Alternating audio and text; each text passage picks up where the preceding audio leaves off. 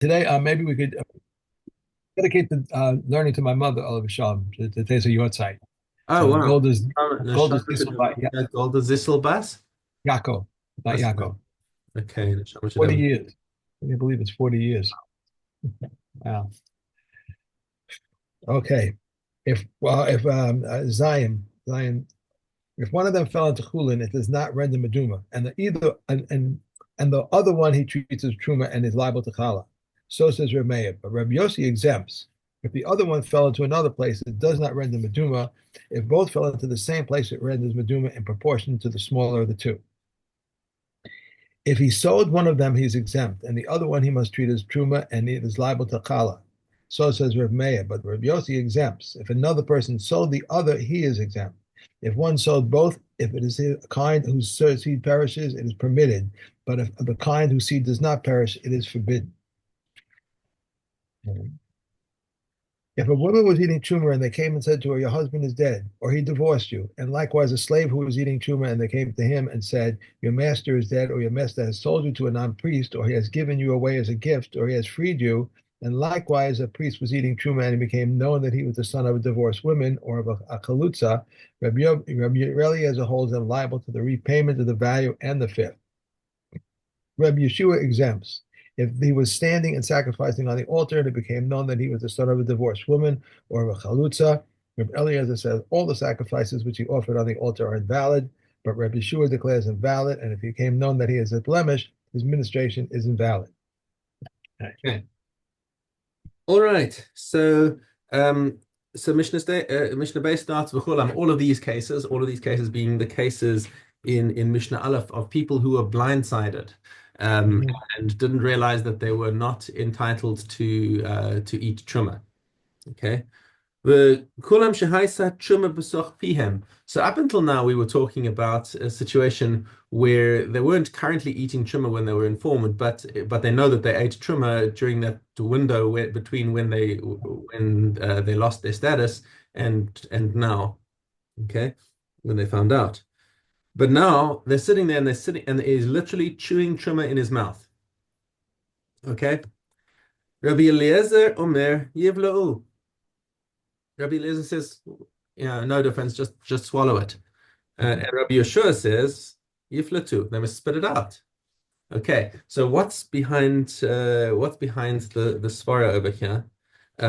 Is it seems like Rabbi Eliezer holds that once you started chewing the truma, it's no longer it loses its shame truma in terms of the kedusha, because you couldn't give this to a kohen now. Right. It's now inedible for anybody else, and therefore just the act of sticking it in your mouth and starting to chew it is the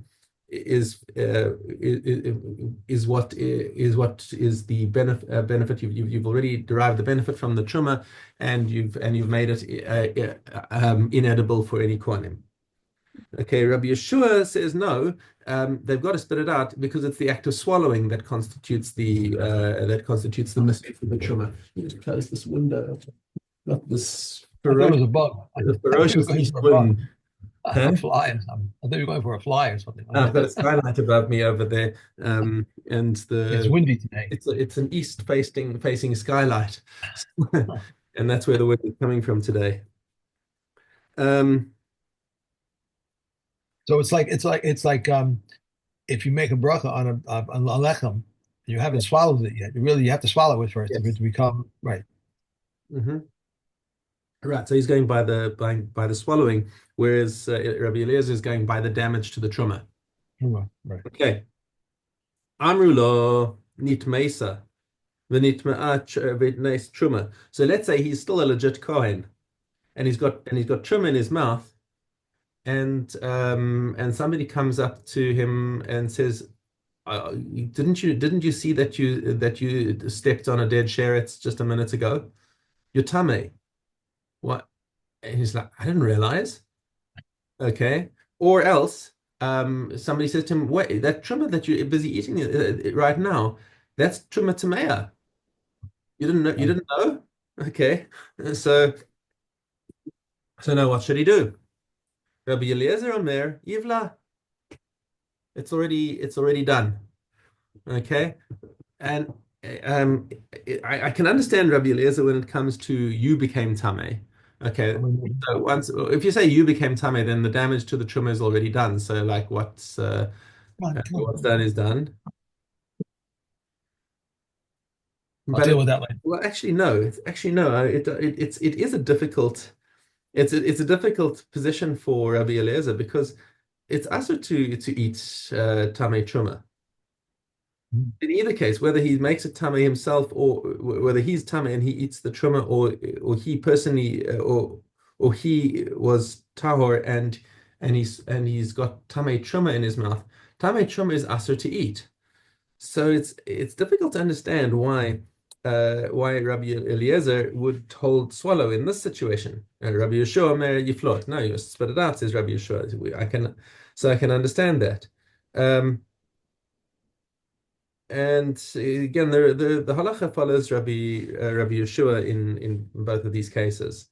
Although I don't see an explanation in Kahati for Rabbi Eliezer's position about the Tamei Truma, which is to me it seems like a very different situation from you were just informed that you're not entitled to eat it and you've damaged it.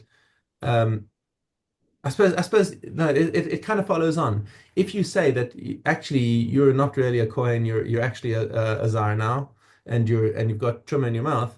So once you've started chewing it, then you've removed the shame truma. So if you are looking at it from that lens and say that, so in this case you took tame truma, or you personally were tame and you started chewing the truma. So Rabbi Eliezer is saying is that you've already done the damage and it's too late. So you might as well swallow it. Right. Okay, next case. Tame hayisa utmea haisa truma. Um, if somebody says to the person who's eating, um, let me just make sure I'm reading this right. So they said to him, "You were tame, and or this truma or the truma that you ate was tame, or nodashu tevel maser rishon tame hayisa." Oh, Tame Haisa. That's the difference between the cases, right? Is that um, right? In the first case that we just spoke about, that's talking about where he started out eating the truma in a legit way, Okay. and then somebody comes to the coin and says, "Oops, look what you're sitting on now," and there's a dead sheretz next to him. Right. And he suddenly realizes, oh no, I've got this truma in my mouth. What do I do with it? So here at this point, Rabbi Eliezer says it's okay, swallow it. Okay. Um, okay, and similarly, um, it's a difficult case to conjure up where he started eating the truma and it was tahor, and somehow um, I don't know, maybe he took a metal toothpick or something to pick his teeth while he was busy eating, and he touched the trimmer with a metal toothpick, and somebody said to him, "Oh, that toothpick over there is actually tame." Right? And he said, "Oh, damn." Right? So maybe that's the case that Rabbi Liz is talking about in the first place. But when it comes to the situation where they're telling you in the past, when you started eating, you were tame, or when you started eating, the truma was tame. Okay, so this makes a lot more sense now. Um, so Tamei Haisa, Tumei Haisa Truma, or no Dashu Tevel. Or he discovers that the food that he's eating is actually tevel, it's untithed produce, or Maaseh Rishon shelo nitla truma so, or it's Maaseh Rishon where the truma portion was not taken out of it. Maaseh Sheni v'hekdesh shelo niftu, he's busy eating Maaseh Sheni outside of Yerushalayim, or he's eating truma that hasn't been redeemed to hekdesh. Or tam fish pesh piv, or he tasted that he's just bit into a fly or something like that. Um, right, everyone agrees, hare elo yiflot. So even Rabbi Eliezer is going to say, no, that when you started eating be'isur, then definitely you have to spit. Okay. Okay, so only time Rabbi Eliezer says that you're allowed to swallow is when you started eating beheter, and then you were later informed that actually you're now tame, you're now not a kohen, whatever the situation is.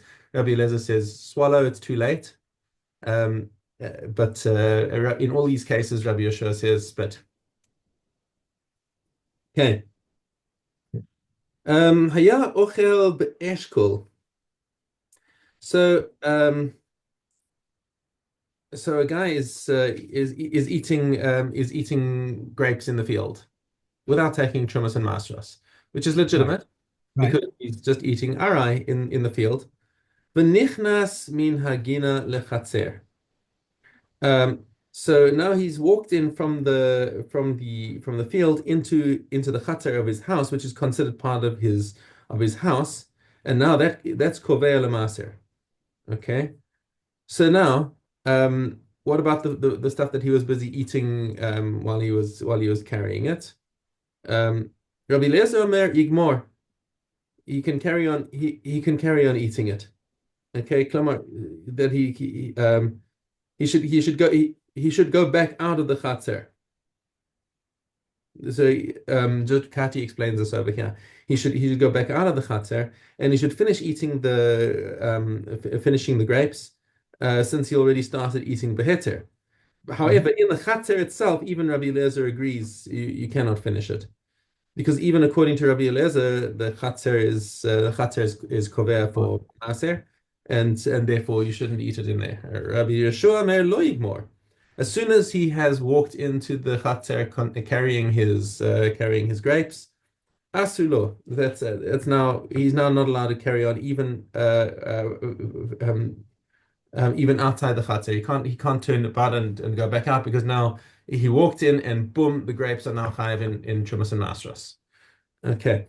By the way, you asked me yesterday, I think, doesn't it seem like Rabbi Yeshua is always more makil than Rabbi right. Eliezer? Well, Yes, we did you see can say right, cases over here right, where Rabbi Yeshua is being more machmir. right. Okay. Uh, Rabbi Yeshua says you may not carry on eating it. Chashcha leilei Shabbos. Now, um, what happens if we're talking about so he was on Friday in the field and he was eating derech arai again, and now it's Friday afternoon, um, and now Shabbos is also koveah for Maser. So he picked all the stuff in the field, and Mhm. now as soon as Shabbos comes in, that is going to turn the grapes into a chiyuv of Trumas and Masras. Okay, Rabbi Eliezer Omer Yigmor, Rabbi Yeshua Omer Lo Yigmor. So if he wants to stay out, basically, if he wanted to stay out in the field, and although it's like, what would you do about kiddush? Because you still actually have to make kiddush now before you got to eat. Um, so I'm not sure how he could actually technically do it, even according to Rabbi Eliezer. Oh, Yigmor l'motzei Shabbos. That's what he's saying. You can say leave the grapes out in the field, come back in and make your and have your Shabbos, and then motzei Shabbos go back out into the field and you can carry on eating arai. Rabbi Yeshua says no, sorry, this is it's now kavua. Shabbos was kovea, even though you didn't bring it into your house. This now requires Chumas and Masros. Dalid, yayin shel truma shenisgala. Okay, now we're talking about the din of mayim megulin, yayin megulin. There are three Yeah. liquids. Uh, it's actually mentioned just explicitly in the Mishnah over here that that we've got these three liquids that are asabik shum giloi, because maybe a snake came and drank from this. Um, it's a separate discussion as to whether a snake drinking from liquid is actually a danger. Um, because when a snake drinks, it doesn't inject venom into what it's drinking from. It only injects venom when it's attacking its prey. So it's a very far stretch to imagine that. And furthermore, venom is dangerous when it gets into your bloodstream, not when it goes into your digestive system. There was a famous guy, what are they, an anthropologist or something, who used to go around Africa impressing all the natives by catching these venomous snakes and squeezing the venom. He had a certain technique to get him to squeeze the venom into his hand, and then he would drink the venom. And it was completely harmless going through the digestive system. I mean, I don't think it was healthy, but No, they like treated him like a god because he was like so fearless about dealing with this venom. Um, It's so he, gross. yeah, but unless you've got like an ulcer in your mouth or your stomach, then you might have some trouble. Trouble, right, right. No, bless you. So I wouldn't recommend kids to do this at home. But anyway, That's when I see like these pictures of people going to the food places like in China and India and all this stuff, and they go to the food, not Jews, but they go to the food carts and eat these ridiculous things. yeah. It's So on the subject of my Magulin, there are those who say that I think the Gra said that the whole thing of my Magulin is just a subterfuge. There's a spiritual danger in that happens to liquids that are left uncovered. And the way that they kept the Hamonam from drinking these things that had a spiritual danger to them is by saying maybe a snake drank from it and it could be sakana. Okay, so Is it's all, it's all huh? on the same level as someone who might pour wine who's not Shom Shabbos, or it's the same level, same thing, or different. Yeah, that's a completely different halacha. That's talking about stam yanam of a non-Jew that might have been used for avodah zarah. Okay, that's Right. not this over here is a din of sakana. And so without spending too much more time on that, we have a halacha of mayim megulin, yain megulin, chalav megulin. And now we're going to see what happens. Yain shel truma shenis galet. So what happens if that wine is from truma? Now truma is a lot more important than just regular wine. You can't just throw it away for nothing. And yet the Mishnah says yishapech. Even truma wine needs to be poured out if it was left uncovered. Okay, because we're talking about sakana. And if it's danger, then sakana is the most machmir thing you can have. Okay. The ein tzarich lo marshal chulin, and obviously chulin must be poured out. Okay, so if you can pour out truma wine because of giloi, then you do it for chulin for sure. Shloshen mashkin asuri mishum giloi, and there are three liquids that are affected by this by this gezerah of giloi: mayim, yain, v'chalav, water, wine, and milk. Shar kol mashkin mutarim. Anything else that you left uncovered is fine. And that would be even if there's a mixture of the things. So I once asked a Shaila about lemonade, and I could squeeze a bunch of lemonade and mixed it with. I mean, lemonade is mostly water because the Right. lemon juice is very intense. Um, but it got left overnight uncovered, and I asked the Shaila and I said lemonade is not water. So String of lemons. I saw a halakha. I didn't realize this. That you know how you have to have a separate knife for onions and radishes and stuff, and also you should have a separate knife for lemons because they have a that's yeah. I don't know, lemons. I That's just that's a chumrah. It's a big chumrah. yeah. Lemons are not mentioned anywhere in Sifrei Halacha about in terms of being charif. Okay. Uh, and I mean, to be honest, even with onions, there's a lot of room for leniency. You don't lechatchila. We are machmir on onions, Right. but b'diavad, there's wiggle room. Radishes too. I'm not sure. I'm not going to answer that one. Okay. Okay. And I'm just telling you this is that's a b'diavad. Lechatchila, you must be machmir on. You must be Right. careful Right. Right. about these things. And just saying that if something happened, there's wiggle room. Okay. Shar kol mashmim mutar. Kama yishu v'yu asurin. How much do you have to leave them before they become asur? Kadei sheyetzeh harachash mimakom karo v'yishteh. Enough time that a snake could crawl out of a hiding place nearby and sneak in, take a quick drink, and go out. Okay. So this is the halach that the Mishnah says. Although when I asked a Shaila of Rav Haber about my Megulin, he says it's overnight. Right. We only machmir on my Megulin when it's left overnight. All Okay. right. Trumas. Dalad Yud Aleph. Yud Gimel. Rav Roshi says a case came once before Reb Akiva concerning 50 bundles of vegetables into which a kindred one had fallen, half of which was truma, and I said in his presence, it is annulled, not because truma is annulled in 51, but because there were 102 halves. If a saw of unclean truma fell into less than 100 of kulin, or into Misa Rishon, or into Misa Sheni, or into hallowed produce, whether it's unclean or clean, they must be left to rot. If that saw was clean, it must be sold to priests at the price of truma, excluding the value of the saw. If it fell into Misa Rishon, he must designate a truma Misa. And if it fell into truma Sheni or hallowed produce, it must be redeemed. And if that kulin was unclean, it may be eaten in small cakes or roasted, or kneaded with fruit juice, or divided among pieces of dough, so that in no single place there should be an egg's bulk. If a saw of unclean truma fell into 100 of clean kulin, Rabbi Eliezer says truma must be taken and burnt. For I say that a saw which fell into the saw which came up. But the sages say it is nullified and should be eaten in small cakes, or roasted, or kneaded with fruit juice, or divided among pieces of dough, so that in no single piece there should be an egg's bulk. Okay. Yes. Okay. Dalantet. Olives, once they yield one revered per one saw, they may be crushed and eaten in the field. If they yield half a log, they may be pressed and used as an ointment in the field. If they have produced a third, they may be pressed in the field and taken into his house. So also in the other years of the 7th year cycle, they are liable to tithes. All other tree fruits, their season for the tithe is also a season in regard to the 7th year. From when on is it forbidden to cut down the trees in the 7th year? The Shammai says all trees once they bring forth. Beis Hillel says carob trees once they droop, vines once they produce kernels, and olive trees once they blossom. And all other trees once they bring forth, and all trees may be cut down when the tithing season arrives. How much ought an olive tree produce so that it may not be cut down? A quarter. Rabbi Shimon Gamliel says all according to the olive tree.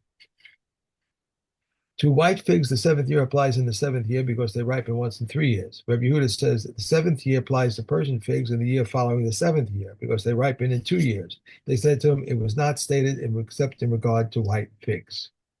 Okay. Okay. Brachos. Okay. Dollar. Rabbi Eliezer says if one makes of a tefillah a fixed task, a tefillah is not a supplication. Rabbi Yeshua says anyone joining from in a place of danger may recite a short petition. Save, O Lord, your people Israel, and when they're straying to transgression, let their needs be before you. Blessed are you, O Lord, who hearkens unto prayer. If someone was riding on a donkey, he must dismount. If he is unable to, he must turn his face. And he is unable to turn his face, he must direct his heart toward the Holy of Holies. If someone was sitting in a boat or in a wagon or on a raft, he shall direct his heart toward the Holy of Holies. Okay. And on to Olios. Okay. Test good.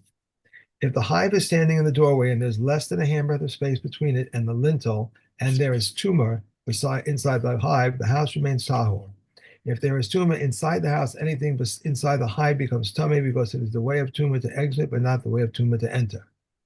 If the hive is lying on its side outdoors and an olive piece size from a corpse is located below or above it, everything directly below or above the olive side piece becomes tummy, but anything that is not directly below or above the olive side piece or whatever is inside the hive remains tahor. If the piece of corpse is inside the hive, everything is tummy. If the hive is 100 of one handbreadth above the ground and there is tumor above or below or above and everything in it, everything becomes tummy except for that which is inside the hive. If the tumor is inside the hive, everything becomes tummy. In what cases this apply? When the hive is a utensil. However, if the tie was broken and stuffed with straw, if it contains 40 saw, according to the sages, and an olive piece of corpse is located underneath the hive, utensils directly below the piece of the corpse, as deep as one can go, become tummy. If the piece of course is above the hive, utensils directly above the piece of course up to the sky become tummy. If the piece of corpse is inside the hive, only that which is inside the hive becomes tummy. And if the hive is a handbreadth above the ground and there is tumor below it, whatever is below the hive becomes tummy. If the tumor is inside the hive, whatever is inside becomes tummy. And if the tumor is above the hive, utensils directly above it up to the sky become tummy. Okay. If that That's that's it. it. Okay. Yeah. Okay. Adios. Adios. Okay. This is Zion Dalit. Rav Tzadok testified concerning flowing spring water that one channeled with a walnut leaf and that they are fit. There was an incident in Hayala, and the incident was brought before the court to the chamber of the hewn stone, and they ruled the water fit. Rabbi Yeshua and Rabbi Yaakov, leader of the Hadar, testified regarding a jug of katas ashes that one placed upon a sheretz, that the ashes are tameh, for Eliezer rules the ashes tahor. Reb Papas testified regarding one who declared two terms of Naziris. If he shaved for the first Naziris day 30, on day 30, then he saves for the second Naziris on day 60. If he shaved on day 60 minus 1, he has to discharge his obligation because day 30 is reckoned for him in the count. Rabbi Yeshua said, and Rabbi Papaya said, concerning the offspring of Shalaman, that one should offer it as a Shalaman. But Reb Eliezer says that the offspring of Shalaman are not offered as a Shalaman, and the sages say it's offered. Reb Papa said, I testify that we had a cow that was a Shalaman sacrifice, and we ate it on Pesach, and we ate its offspring as a Shalaman on the festival. Okay. Mhm. Iga.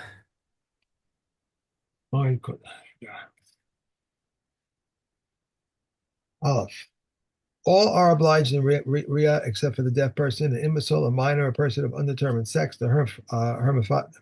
hermaphrodite, a woman, and those who have not been freed, the lame, the blind, the infirm, the aged, and one who is unable to ascend by foot.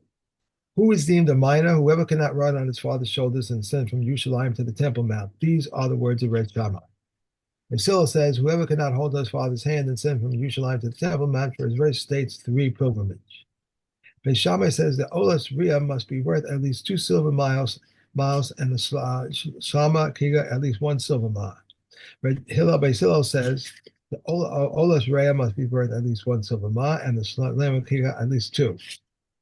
Olios are not obligatory because they may be brought during a Chol Hamoed. All olos may be brought only from unconsecrated farmers, while shlamim may be purchased while tight money.